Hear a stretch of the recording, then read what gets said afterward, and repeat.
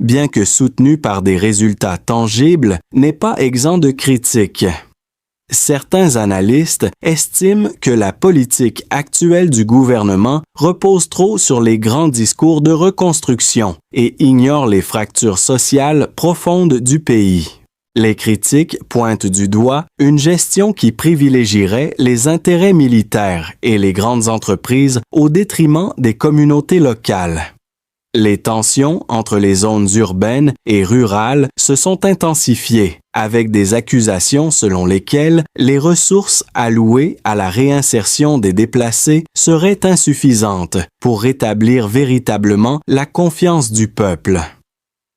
L'un des plus grands défis reste la question de la gouvernance.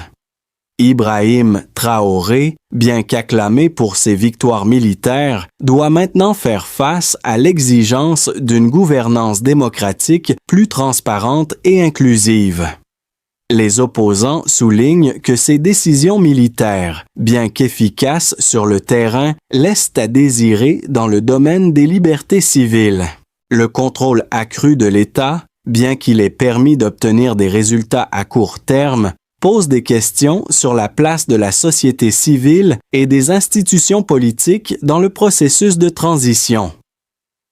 À cela s'ajoute la question de l'indépendance des institutions judiciaires et politiques, qui reste fragile. Un manque de contrôle démocratique sur les actions de l'exécutif pourrait entraîner une dérive autoritaire, selon certains experts. Cependant, ces critiques ne doivent pas occulter les aspects positifs de la gestion de Traoré. Le pays, même si ses avancées sont inégales, montre une résilience face à la guerre et aux difficultés économiques. La vraie question n'est pas tant de savoir si le capitaine Traoré a réussi, mais plutôt comment ses choix peuvent être améliorés pour éviter de reproduire les erreurs du passé et garantir que la reconstruction profite à tous les Burkinabés, sans exception. Au cœur de cette transition,